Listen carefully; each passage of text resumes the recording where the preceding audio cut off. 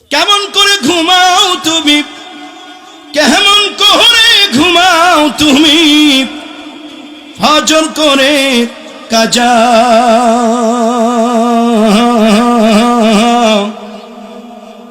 এমনও তো হতে পারে তোমার জহরে জানাজা, এমনও তো হতে পারে তোমার জহরে জানাজা।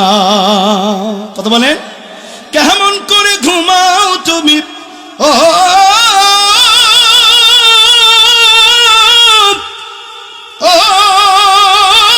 মুমিন, কেমন করে ঘুমাও তুমি, কেমন করে ঘুমাও তুমি, ফজর করে কাজা।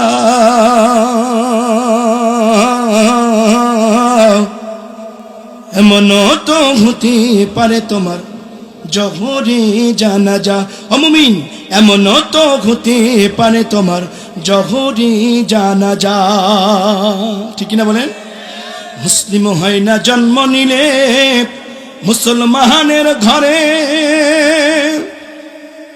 মুসলিমা মুসলিম পার্থক্য হয়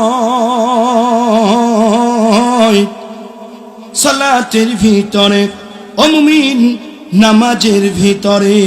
ঠিক কিনা বলেন?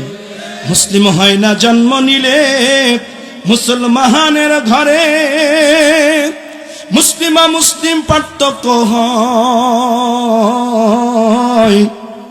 সালাতের ভিতরে, ও মুমিন নামাজের ভিতরে। এই নামাজ যেন তোমার থেকে, এই নামাজ যেন তোমার থেকে হয় না কোয়ার কাজা।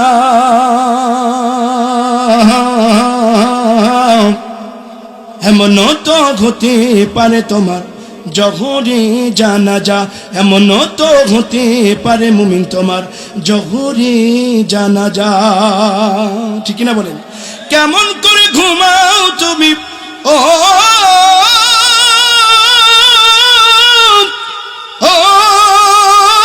মুমিন, কেমন করে ঘুমাও তুমি, কেমন করে ঘুমাও তুমি, ফজর করে কাজা।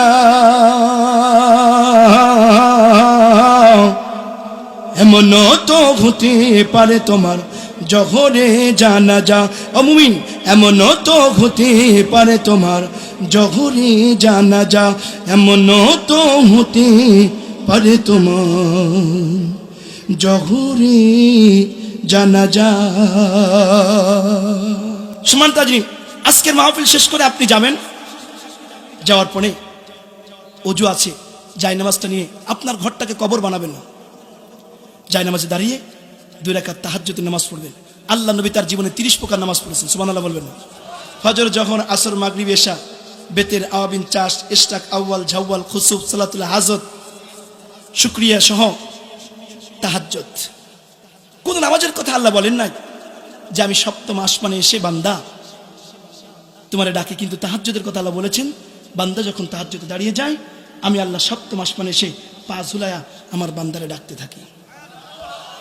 কে আসো ঋণগ্রস্ত, কে আসো অভাবগ্রস্ত, কে আসো অসুস্থ, কে আসো কন্যাদায়, কে আসো বেকার, কে আসো রোগাগ্রস্ত, আমার কাছে চাও। চাইতে দেরি বান্দা, আল্লাহ দিতে দেরি করবেন না। আমরা তো চাইতেই পারি না, কথা বলেন ঠিক কিনা? আজকে যাবেন নামাজে দাঁড়ায় যাবেন, দাঁড়ানোর পরে বলবেন, আল্লাহ এই ঝিনাইদহ জেলার প্রত্যেকটি মানুষের মাথা এখন বালিশে, আয় আল্লাহ আমি আমার মাথাটাকে তোমার কুদরতি পায়ে লাগাই দিয়েছি। বলবেন আল্লাহ তাআলা সমস্ত নারী পুরুষের মাথা এখন বালিশে, রব্বে কারীম আমি আমার মাথাটা তোমার কুদরতি পায়ে লাগাই দিয়েছি। রব্বে কারীম গো, আমি অসুস্থ, আমাকে মাফ করে দাও। আল্লাহ আমার কন্যাদায় থেকে মুক্ত করে দাও। ভাইরা আমার, বাপজিরা আমার, আপনি দোয়া করবেন তাহাজ্জুদের সিজদায়। আল্লাহ বলে, বান্দা দোয়া করতে দেরি, আমি আল্লাহ কবুল করতে দেরি করব না। এজন্য দোয়া কবুলের মূল কয়েকটি পয়েন্ট আছে, 3টা। কয়টা বলেন? 3টা ভাবে দোয়া কবুল হয়, খুব ভালো করে বোঝেন। নাম্বার 1, নগদ দোয়া করেছেন, আল্লাহ তাআলা দোয়া কবুল করে নিয়েছে। সুবহানাল্লাহ, বাড়ি যাই বলেন, জোরে বলেন সুবহানাল্লাহ। নাম্বার 2, দোয়া করেছেন কিন্তু কবুল হয় নাই, সেটা কি? কবুল হয়েছে আল্লাহর দরবারে, কিন্তু আপনি দেখতে পান না। আপনি বললেন যে আল্লাহ আমার 5 লক্ষ টাকা দরকার, আল্লাহ আপনাকে 5 লক্ষ টাকা দেয় নাই, হাদিস থেকে বলছি। কিন্তু আপনাকে আল্লাহ 15 লক্ষ টাকার একটা রোগ দিত, ওই রোগটা দুয়ার বরকতে আল্লাহ আপনাকে দেয় নাই। নাম্বার 3, খুব ভালো করে বোঝেন। মনে করেন আপনি এই এলাকার ঝিনাইদহের মানুষ, কোনো মসজিদে গিয়েছেন জোহরে নামাজ পড়তে, সময় হয়ে গেছে, ঢুকেছেন মসজিদের বারান্দায় নামাজ পড়ছেন, দেখছেন ওখানে কার্পেট নাই, ফ্যান নাই।